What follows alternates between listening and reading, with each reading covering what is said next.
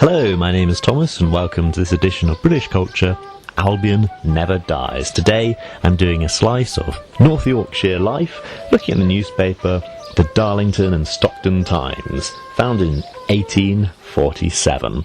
I like looking through these local news stories because, of course, the big news is important. It's lovely to see what's going on in the world, but it's also really nice to see what's going on in our world. I mean, if you're in a local newspaper, you tend to be really proud of it. Lots of people, buy the newspaper, cut it out, maybe buy a few, send it to their friends, and it's one of those stories you hear people talk about. Oh yeah, I was in a local newspaper once, ... And I think it just gives a real insight into how life is rarely lived. So I bought a copy of the Darlington and Stockton Times just to see what was going on in the place where I'm currently staying, a little village up in North Yorkshire, and I thought I'd see what's going on. Of course, the big news story in the UK right now is the weather. This summer has broken all records. It's been over 40 degrees centigrade, which of course, if you're, say, from the south of California, is nothing. Of course, I lived in, Turkey, Cyprus, and China. Southern China, where these temperatures are nothing. But in the UK, we are set up for cold winters and warmish summers, and this has been quite a shock for a lot of people. So the front page of the paper that I'm looking at, Friday, August the 12th, talks about the fires breaking out in scorching weather. But, of course, this is stuff that you see on the main news. I'm not adding anything new, so I went through to see what's going on in the local environment. And this is my top story. I start with a favourite. Work experience schoolboy helped save man's eyesight. It was reported by Alexa Fox, staff reporter. And it's Alexander Pickering, age 15, who was on a placement at Specsavers up in Ripon. A schoolboy on work experience has been praised for helping save a man's eyesight. He was on placement at Specsavers in Ripon when holidaymaker John Morgan, who was suffering from blurred vision, called in. Alexander, who attends Ripon Grammar School, ran the diagnostic scan which alerted the optician to something unusual in the retina. Mr. Morgan was urgently referred to Harrogate Hospital, which revealed a dangerous blockage in the main retinal vein, a condition which can lead to permanent loss of vision. Mr. Morgan said, "Thankfully, because I was diagnosed so early, there is a chance I can save my eye and maintain some vision." Alexander, who has been trained to use a 3D optical diagnostic scanner, which can detect sight-threatening eye conditions early, said, "I was really pleased the pre-test I did picked up on Mr. Morgan's eye condition." Thankfully, the optician was able to confirm the diagnosis and contacted the hospital to make an immediate appointment for him. If it had not been picked up, he could have gone blind. And this is a fantastic news story, again, about a schoolboy doing a work placement, having a real effect on somebody's life. I feel that if I was Alexander Pickering, or if I knew him, I'd be cutting this out and framing it, put it somewhere nice, in the kitchen, in the main room, maybe in the toilet, I don't know. Wherever you put your newspaper clippings that are important.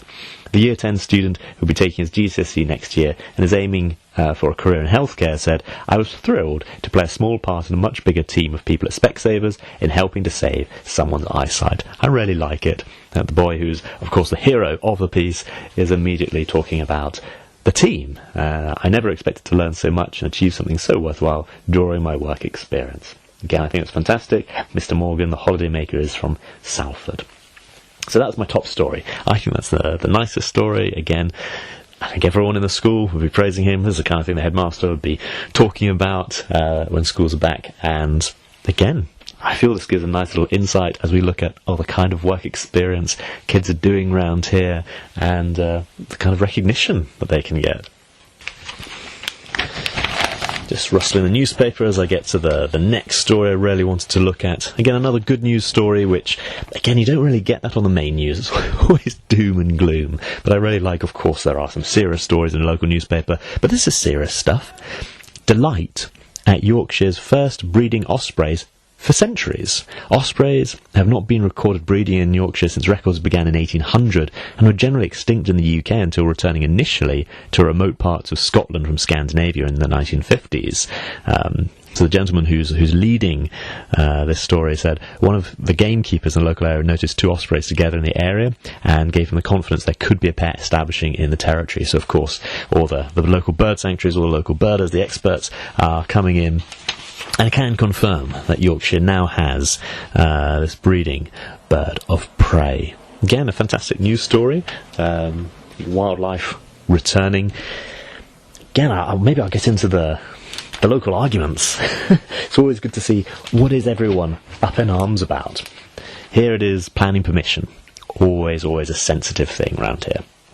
Where the little village where I'm in, the cottages are all a few hundred years old. There used to be an old linen mill here, which has since been demolished, but all the houses that kind of surrounded it are here. There's a church going back centuries. I mean, when I say centuries, the church itself is a couple of hundred years old. The stones themselves were repurposed from a church that had to be rebuilt on the same site for going over 1,000 years, and some of just lying around inside. You've got, in this church, St. Thomas's, you have some Viking carvings, so over 1,000 years. They're just lying around until some funding comes in to display them a bit nicer, but at the moment they're just lying around, these beautiful, intricate Viking carvings. So again, the area is rich in history, so of course if ever you want to make something new, you have to be quite sensitive, you have to tie it into local demands, and so planning committees, things can get fractious. The headline reads, "Sun goes down on solar farm as plans refused permission." So this is a controversial plan for a 190-acre solar farm in a little place called Hambleton.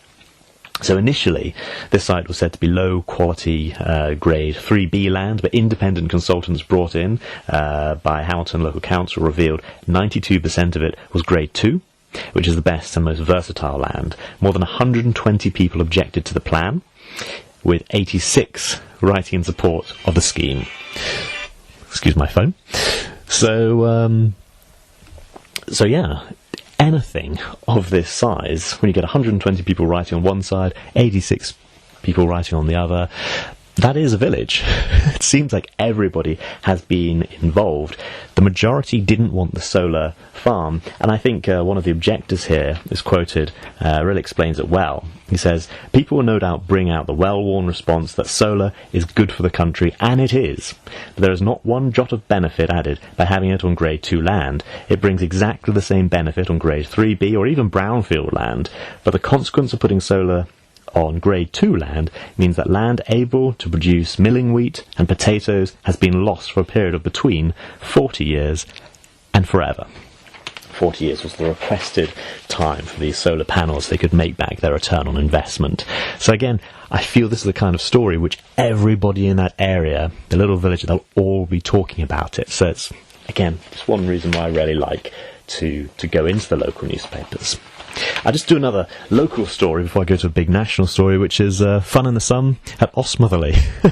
Osmotherley is a little village where they've had their 112th annual show. And what kind of things go on in the annual show? I'm very familiar with these things. I've lived in Suffolk for a while, and I've lived in the West Midlands, and I've lived, most places I've lived in the UK have been rural or semi-rural. So this one has a popular fell race. A fell race, it's a race along the fells, so it's similar to trail running, but trail running is normally done on an existing hiking trail, whereas a fell running, you go off the beaten trail, you run over hills, possibly through bogs, through all kinds of difficult terrain, and that's the whole idea. At the Osmotherley annual show, there are also vegetable shows. who's got the best rhubarb? There's also dog trials, sheepdog trials, gun dog scurries, and a parade of vintage tractors. Again, I feel this is the kind of thing that everyone is piling into, and the newspaper carries reports of who were the trophy winners. So congratulations to Mr. D. Hall for winning the John Smith Vegetable Trophy, and the Daniel Cup for children under 12 years went to Mr. H. Price, and so on and so on.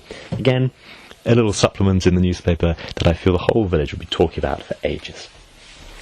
Right now, I sort of get some big news. The country is, of course, still talking about Rishi Sunak and Liz Truss, both with Yorkshire connections. Liz Truss is, of course, from Leeds, and she's made a great deal of that in some of the debates, whilst Rishi Sunak is is an MP for a North Yorkshire constituency. So both of them have been making as much as possible because they are taking their show on the road. They've been at Darlington Hippodrome fairly recently as members of the Conservative Party, local members of the Conservative Party, questioning them about what they would do if they were Prime Minister. So lots and lots of people messaged me when I did my 2 political episodes, The Next Prime Minister, and I think it was 10 questions about British politics. So it's carrying on. They're touring the country, and of course, if they come to Darlington, the Darlington newspaper will report it. It's ongoing.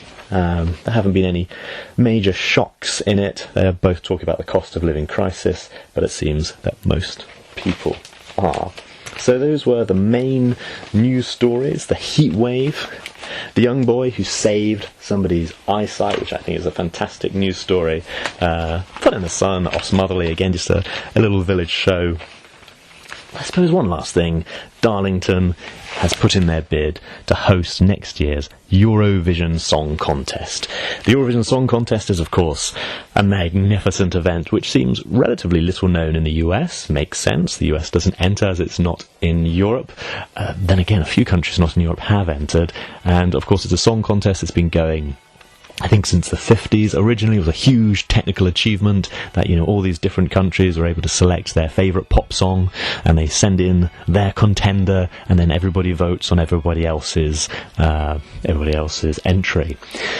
The UK has generally seen this as a bit of a joke and has put forward joke entries, but this year there was a gentleman who's a singer, a British singer, who was very, very popular on TikTok, and his TikTok followers all voted that he should be our entry in the UK, and then his fans around Europe all voted, and he did fabulously well, getting second place. Of course, first place went to Ukraine, and Ukraine cannot host the Eurovision Song Contest next year for very obvious reasons. So although they are the winner, they will give the hosting to the second favourite countries, and that was the UK. So Britain will host it. There are quite a few towns putting forward and cities putting forward that they should host next year's Eurovision Song Contest, in which singers from all over Europe will come to compete for top pop entry in Europe, or rock, or whatever music genre. But anyway, Darlington has confirmed their bid, and even the person putting in their entry, it's a little place. She said, "I know that Darlington is perfectly suited to host this global event, and though I'm well aware it is an outside shot, I think we have a very strong case." Well, good luck to them. I know there's some bigger cities putting it forward, but those were the news stories from these little villages up in North Yorkshire. I will come back very soon with James Bond in Istanbul Part 3. But I've been running around, I've been back in England, sorting out all kinds of other things. I thought I'd take a little break to do this fun entry, and I have plenty more research on, this very British character in Istanbul. So, I'll be back with that soon. Let me know if you have any questions. Let me know if any of these news stories struck you as interesting or strange, or if I said something that you want explaining a little bit more. You can contact me on Instagram at FlemingNeverDies. You can email me at albionneverdies@gmail.com. Any way that you can see how to contact me is in the show notes. Do it. Go ahead, and thank you very much to those who already have done, and thank you very much to two people, I don't know who recommended this podcast to others by rating it 5 stars on iTunes. Thank you very, very much. I think I now have 7 5-star reviews on iTunes, and again, that helps other people discover it. It comes up in the recommendations in ways that previously wouldn't. So thank you very much for helping more people find this podcast, and again, another thank you to those who've messaged me with ideas and suggestions. I take them, I use them. Thank you very, very much, and thank you for listening. Goodbye.